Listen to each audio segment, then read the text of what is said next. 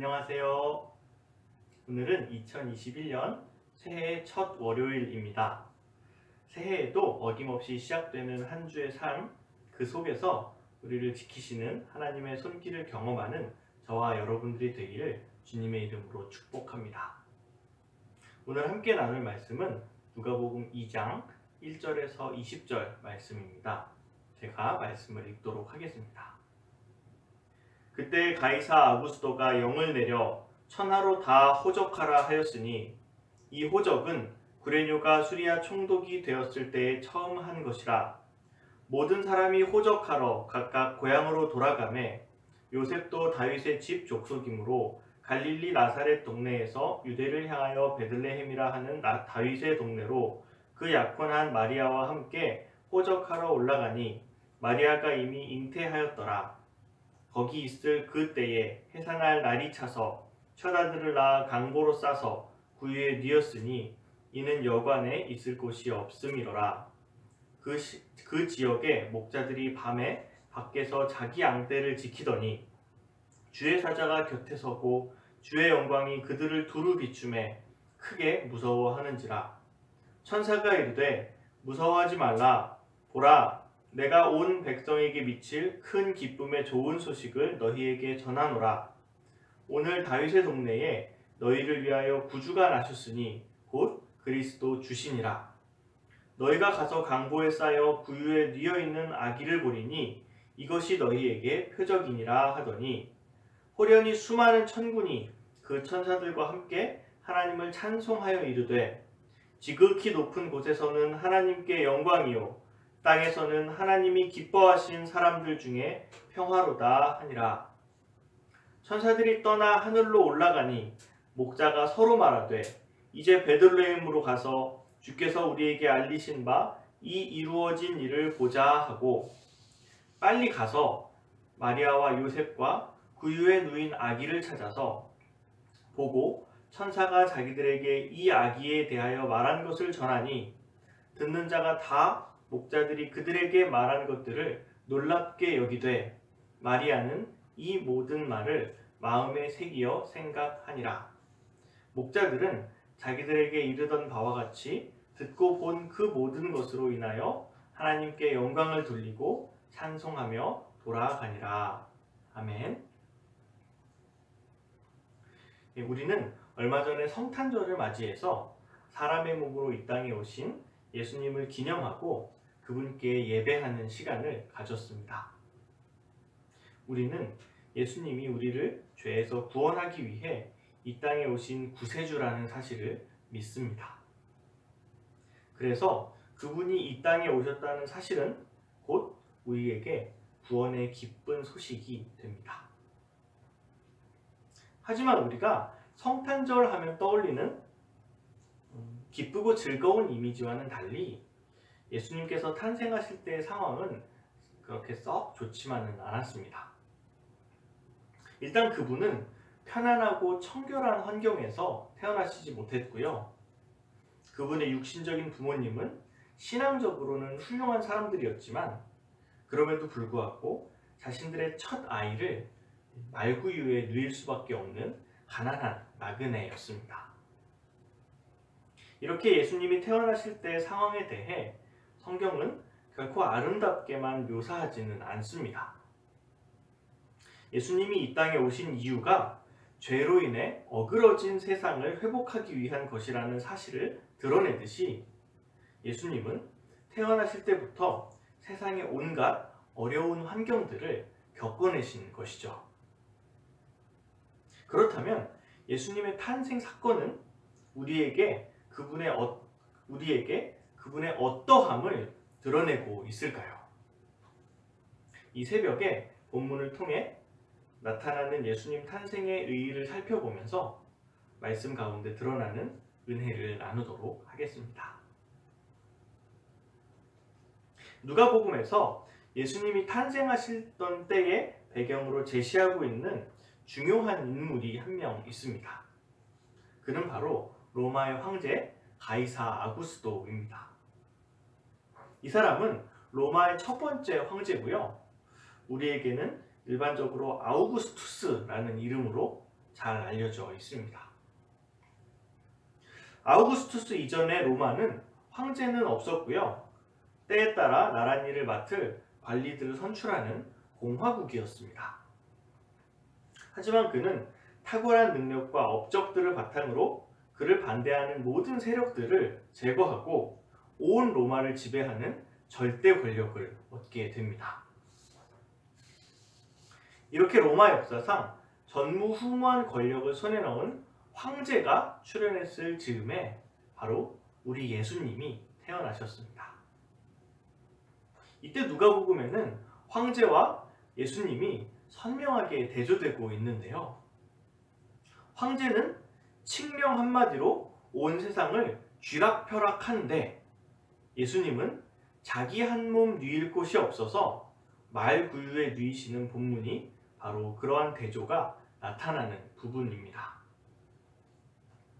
이때 우리는 이런 생각을 할 수가 있습니다. 차라리 예수님이 황제의 아들로 태어나서 그 자리를 잇고 나서 이제 예수님이 황제가 되어서 나를 믿어라 하고 칙령 한마디만 내리시면 모든 구원 사역이 끝나는 게 아닌가.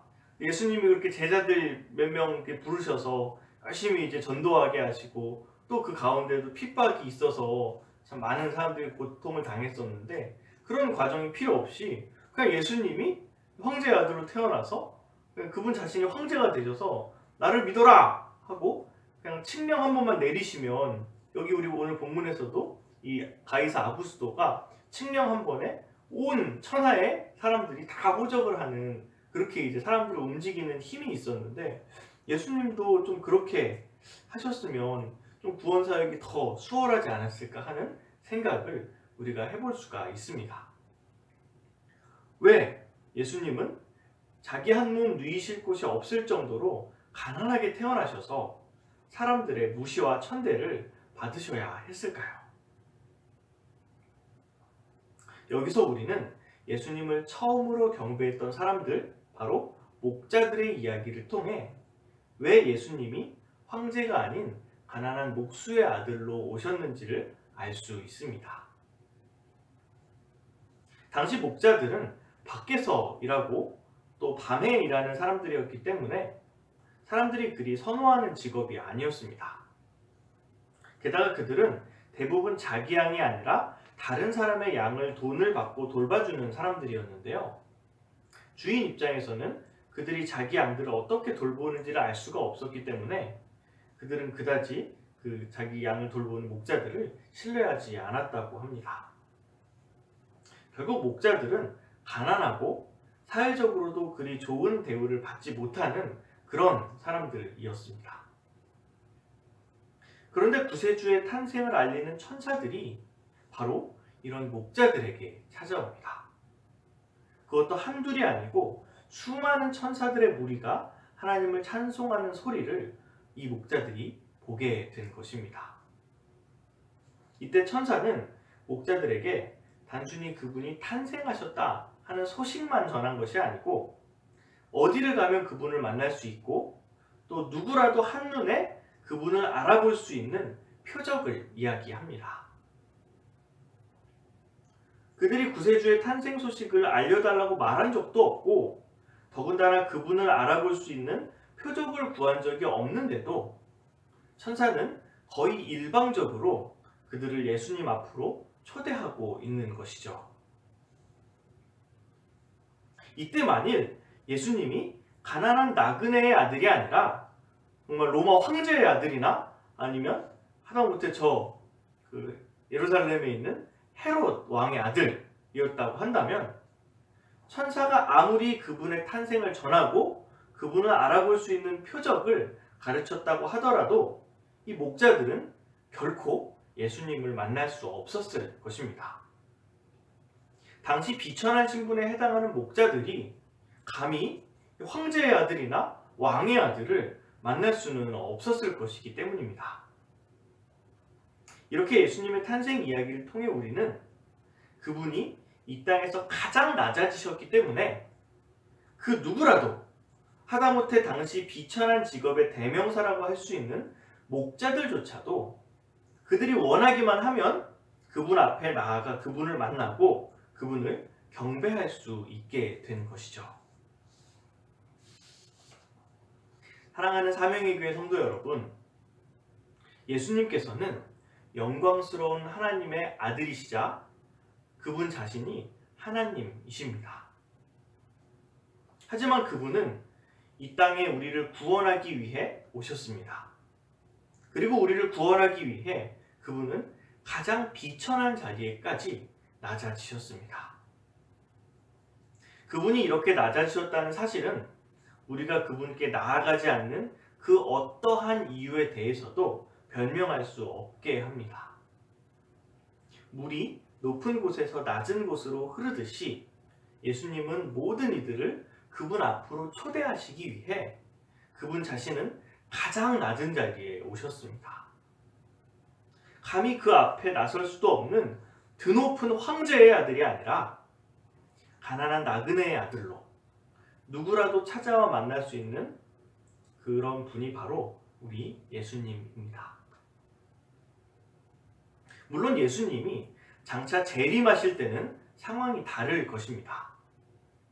그때 그분은 심판주로 오실 것이기 때문에 로마 황제의 위세조차도 아무것도 아닌 걸로 여겨질 정도로 그분의 영광과 존귀함을 완연히 드러내실 것입니다. 하지만 2000년 전 이 땅에 오셨고 지금 우리와 함께 하시는 그 주님은 여전히 낮은 자리에서 우리를 기다리고 계십니다. 이 새벽에 우리를 위해 가장 낮은 자리를 마다하지 않고 이 땅에 오신 예수님을 목자들과 같이 찬송하면서 그분과 동행하는 기쁨을 경험하는 우리가 되기를 소망합니다.